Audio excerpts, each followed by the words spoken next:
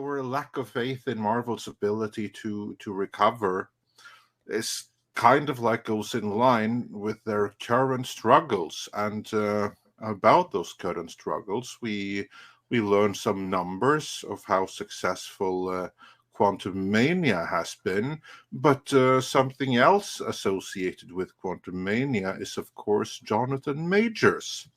And his lawyer has come out with a new startling defense, hasn't he, Tom? Oh, I'm sorry. You were serious. Yeah. Jonathan Majors' lawyer is, I think she's an actress pretending to be a lawyer. And she studied at the night school of She-Hulk. Because this chick is not helping this dude's case. Yeah, she went out on a rant in a written statement claiming that it's racism, that basically making some very salacious claims on the DA and the police force, that this is a targeted harassment, racism thing, basically. It's batshit crazy as I'm making it sound, folks. That's really the case here. Now, I want to believe that he's innocent, but if he is, he needs a better lawyer. Andre, I don't know what your feelings are about this, but yeah, Jonathan Majors is screwed.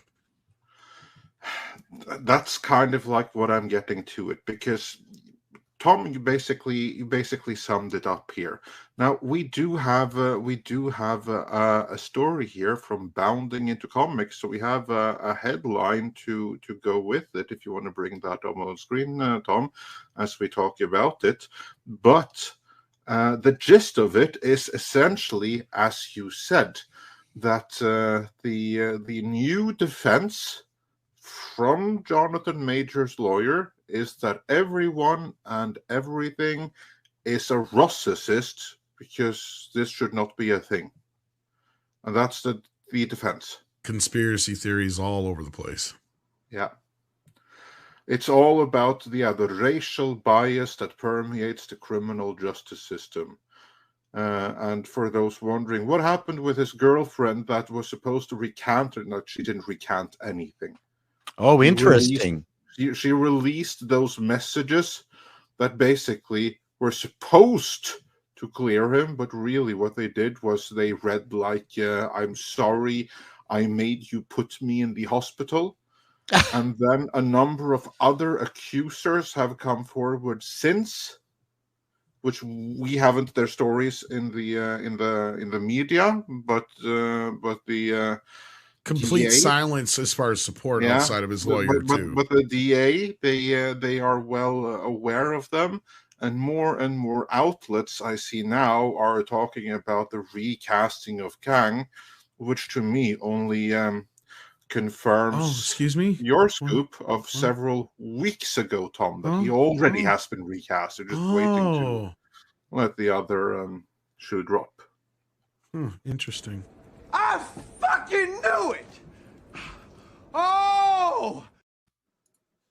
But yeah, like you guys in the audience are getting my feelings exactly. His lawyer's grasping at straws. If they're going for the racist defense at this point, that means you got Jack and shit, and Jack left town. Yeah.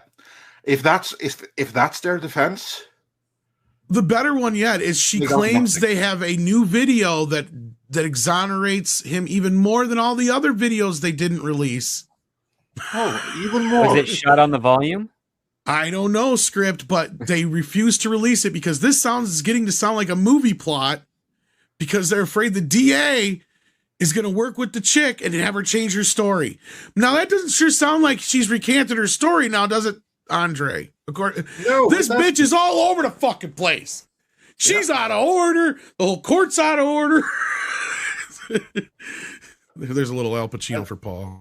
Thank you. I knew what you were doing. I knew you did. This is what people need to keep in remember here. This girlfriend that was supposed to recant her story, that story has never been recanted. And now she has a restraining order, even though it may be obvious that I think that's part of the deal regardless. But yeah. Thing, but it doesn't make things look any better. So yeah, what are the chances that Marvel are going to take this opportunity to completely rework everything from here on out?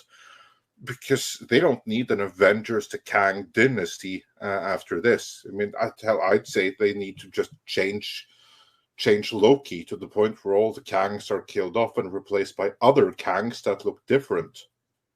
Or better yet, have a high evolutionary clone come and become the new villain, because he was a much better actor anyway. You know what we need is Loki to be bad again. Like, it's very simple. Yeah. That would For be God's a good sakes, one of the best antagonists ever. I know what you do. You have Loki win. Loki kills all the Kangs, then he becomes the new Time Lord, and he's the new There you villain. go.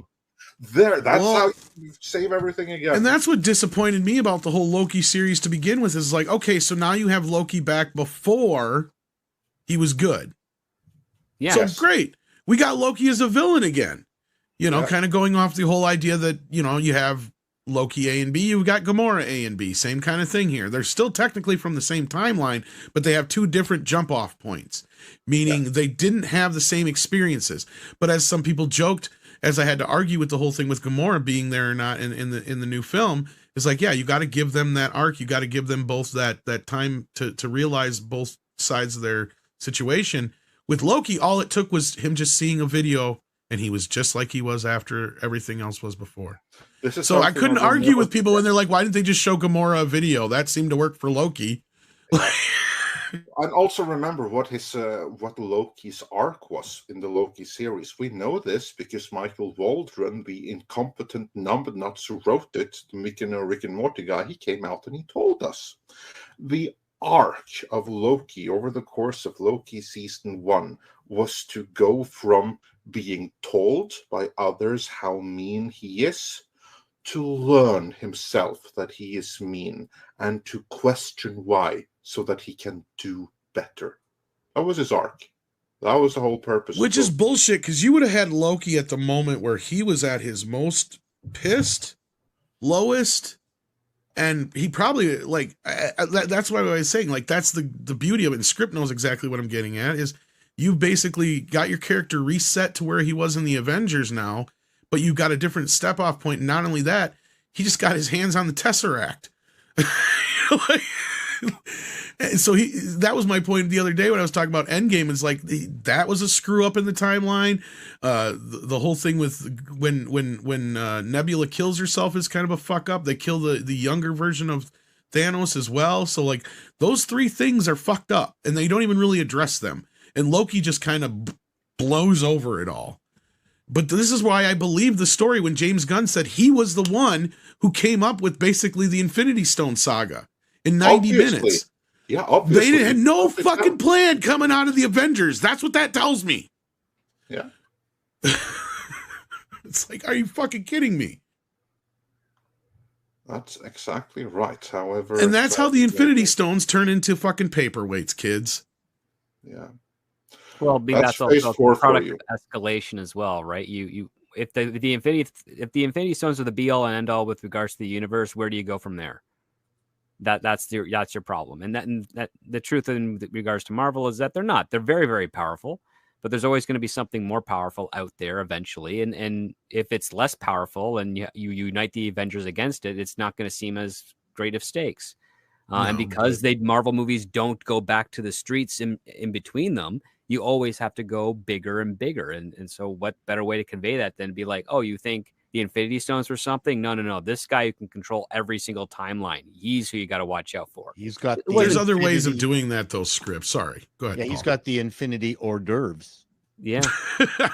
No, but there's other ways of doing that without kind of demeaning these stones at the same time. And shit, you could have almost an entire phase because, like, what's her face, the bald chick, even basically tells you, like, you can't fuck with the stones too much because once you do it, it messes with the balance of everything.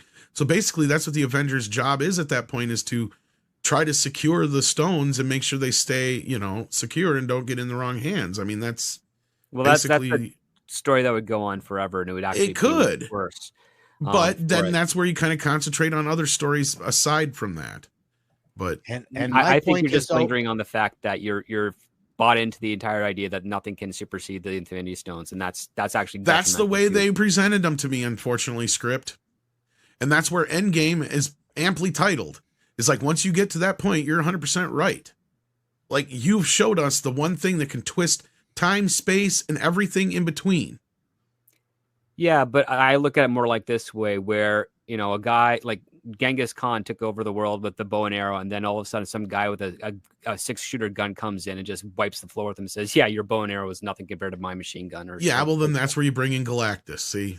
Yeah, exactly, Uber B, man. Like, okay, so what's the next bigger thing? Galactus is not more powerful than the Infinity Stones.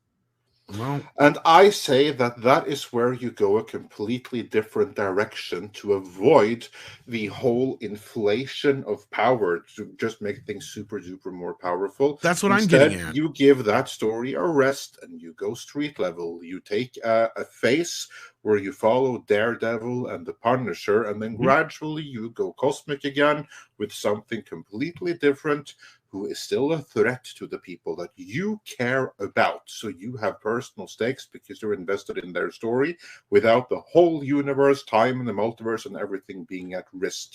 I mean, this is like what Hollywood doesn't get, that you don't always have to go bigger, stronger. No, and that's what I was getting at. People that we care about. And just the next threat to them will be plenty engaging enough without times, universe, and everything being at risk in the process. Exactly my point. Yeah, with a whole multiverse saga, you don't have to outdo Thanos.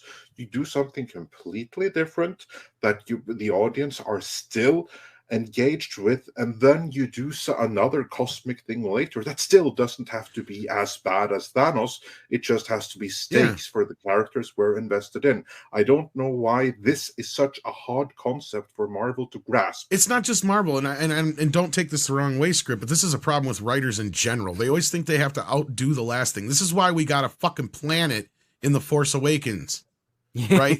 No, you're not wrong there. Yeah. This is a problem. And again, and then the best part is you can come back to the Stones later on, because then you can have Civil War 2, where two other, whether it's Tony and whoever, because Tony's dead now, he can't, but, two other major Avengers arguing over, well, we have this power, why don't we use it? We can't wield this power. The Infinity Watch, you had it right there. All kinds of different shit you can do with it. Like, again, it doesn't necessarily always have to be this galaxy-ending fucking thing. Right, here's that's the biggest problem they have. Yeah, with the Infinity War storyline that was actually called the Infinity Gauntlet in the comics.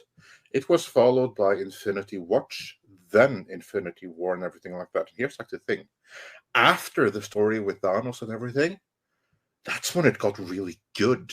It actually got better afterwards. The stakes were smaller, but the story got better, because that's when you got more into Warlock. You got more into other like really out there concepts, like this dude who they completely wasted in Thor: Love and Thunder, like this Infinity Space dude. I forget his name. Oh, the God Killer, right? Yeah. Yeah. No, not the God Killer. But the one who kind of like looks like the universe, Infinity or something like that. One of the ethereal concepts, kind of like Sandman's Eternals, right? No, like Neil Gaiman's, like the Endless, like the Marvel equivalent of that. Eternity, kind of like, right?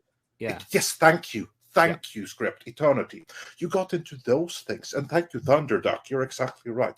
You got into those stuff. I mean, those comics, they actually got better when the stakes got smaller, because the story got more interesting, because they didn't have to keep on upping themselves and making things worse. What you just said there, Andre, is why I like Guardians 2 so much. Because it's a good example. Yeah, it is, because it took everything like of the first film, which was on a planet level, and then the second film put it on a planet, but the planet is a character. It really makes it a very intimate story, and takes this character who's literally a planet and brings him down to the size of a human and makes him a whole character in a way. It's again, I get the flaws that some people don't like about it, but that's where I see these stories. You can go with them. And I agree with everything you just said, Andre. And that's a lot of where they have to go to fix this. But back to the whole Jonathan Majors thing, like there's a few people who are still insisting that he hasn't been fired from Marvel, but I don't believe it.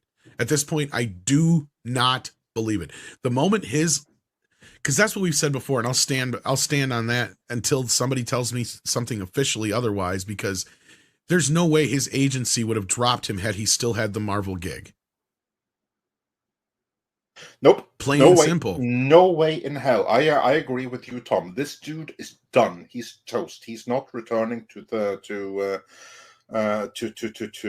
Kang after Loki. And if he does, it's only for a paycheck to write himself out of it. Like, again, I'm not saying they might not be having him kind of on this like hanging hook of sorts, where it's like they've got time now. He's lucky this strike happened and they've got time on their side, because if this trial or whatever goes quickly and he actually is found innocent, then they'll probably keep him. But like you just said, it's kind of a Ezra Miller situation at that point. The damage is already done. What do we do from here? Just like you said, either write him out, get past it, quickly, do the Kang dynasty thing and get it out of the way. Whatever they're going to do. At this point, though, they haven't been able to do anything, so they've got time on their side. So, yeah, but it's an Avengers movie. You don't just get an Avengers movie out the way. Unfortunately, you're right. And this is what goes back to my initial point we were saying before, and this is where I say you revamp things. Like when you come out of this writer's strike and they ask you, be like, you just use that as the excuse, as we had to change some things and things got twisted around. So all the things that we announced. Conflicts. I mean, scheduling conflict is the most honest approach. You have to go around Jonathan Majors because he's probably going to jail. Yes.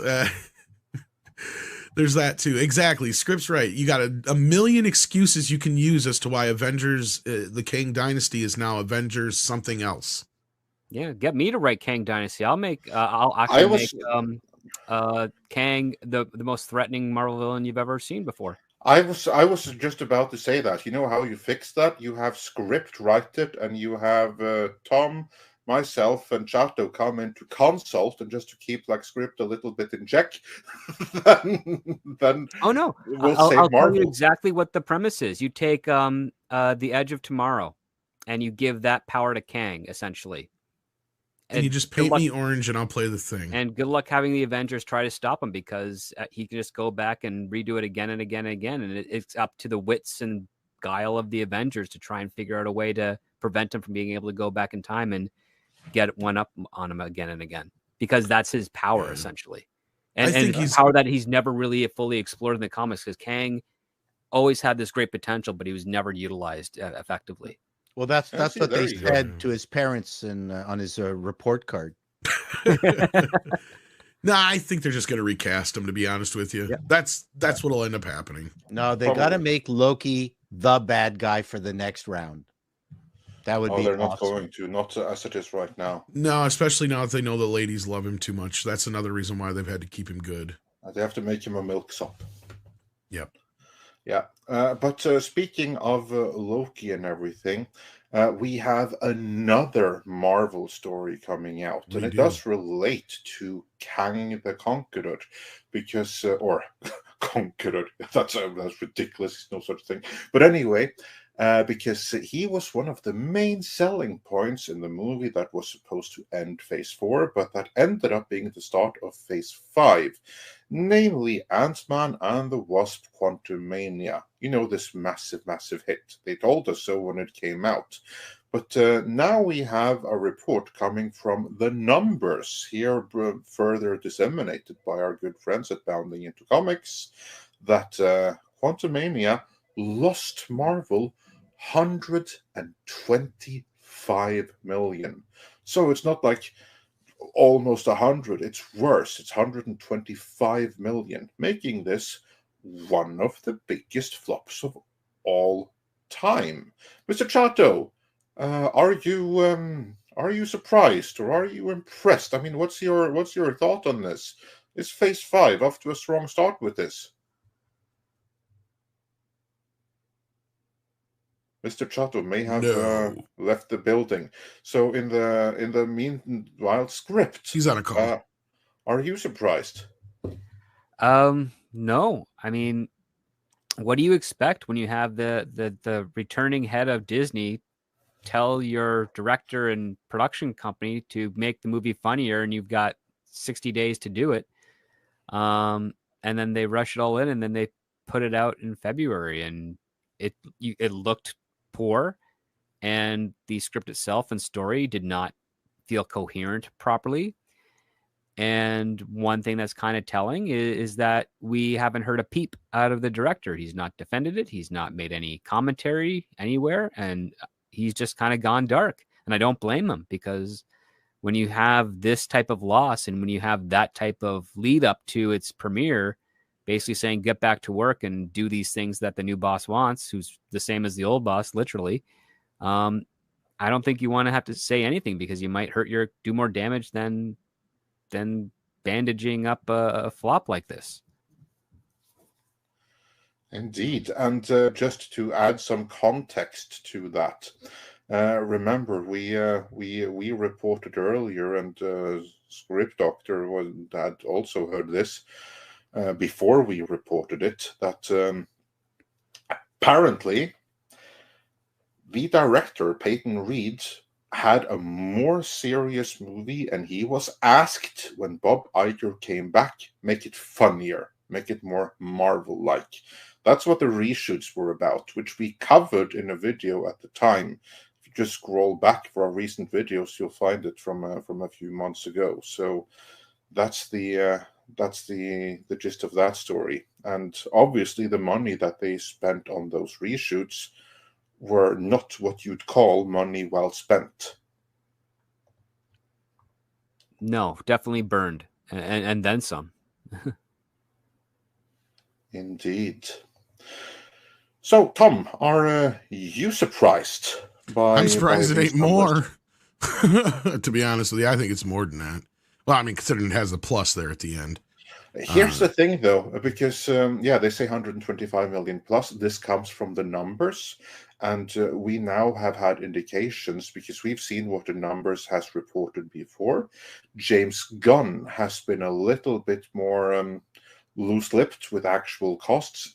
Because in the case of Guardians of the Galaxy, he reported the true cost of the movie, which was much of the first movie. And it was much higher than what was reported at the numbers, and like basically the spin figure given to official media. And it stands to reason that the case is the same with Ant-Man and the Wasp Quantumania, that the figure that the numbers has been given, they and everyone else, the ones which they base this 125 million figure on, is the initial budget. But if they spent another 20-30 million on reshoots, then that's not going to be reported in that. But that does mean that the budget is not the budget, but the loss is correspondingly higher than that.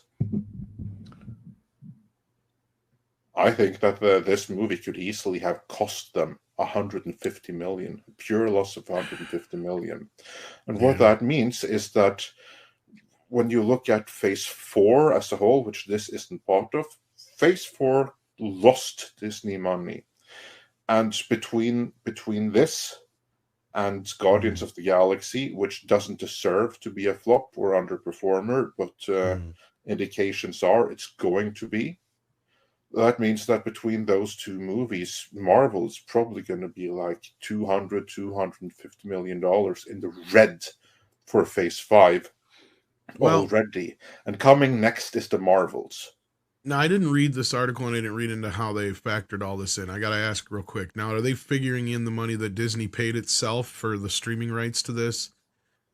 And on top of that, here's the thing that Valiant and Cultural understand a little bit more about than I do to explain it, but I'll do my best to. My understanding of how this new window works is that if they keep a movie in theaters more than 45 days, no problem. But if they pull it out, they don't get to keep their extra percentage from the first weekends. I don't know if you know anything about this or the exact amount, how it works out, but like, they basically forfeit the extra, and I think it's like a 50-50 split then for the whole time period it was in theaters. So all these movies that you're seeing going on video on demand within that, under that 45-day period or whatever it is, they're actually forfeiting the extra money they get the opening weekend. So I'm curious how that's factored into this too. That's what I'm saying. Like, I'm curious how much more of an amount this is. Because Guardians, I think, is going to have the advantage of, I don't think they're going to pull that as soon from theaters. I could be wrong, but at this point, I think they'll try to leg out that 45-day window. But this one clearly didn't, because it was on streaming, I think, within 30 some days or whatever it was. So, yeah, I don't know. I'm betting they lost a little bit more than this, because I think the budget was somewhere in the 250 to 300 million range, easy, because of all the reshoots and stuff. Yeah. Mr. Chato, any thoughts on this? Well, I just popped back in. I was on a business call. Yeah. Yeah. I've got 2 today where people want to complain about me. That's going to be fun. Well, we'll be nice to you for the rest of the show. I know you're leaving but soon, hey, but listen, it's part of the downward spiral of something that was a lot of fun. And what can I say? Now, just on a second note, have you guys discussed this one one piece of news that Margot Robbie is going to be Sue Storm?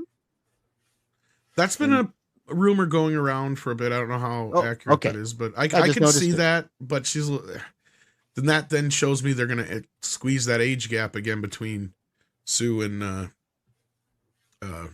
Richards. But, anyway, yeah. I mean, I've always said that the Ant-Man Quantumania was absolutely the wrong platform for Ant-Man. Ant-Man is kind of a minor Batman. Yeah, he's got to just stay in his hood, have fun, do robberies. He's pretty much been sidelined the last 2 movies he's been in. The Wasp was completely sidelined in Quantumania. Yeah. So they have no idea what they're doing with their properties. And I think this overarching giant world is just completely wrong. They need to, you got the 10 comic run, you finish it. Galacticus is left. Silver Surfer has got his powers removed and he stays on Earth, and then that's done. And then the next run of Fantastic Four is completely different because it's a different villain and everything returns to normal. This is just something that they don't understand in this movie universe, that they don't have to follow any kind of giant arc ad infinitum forever and ever.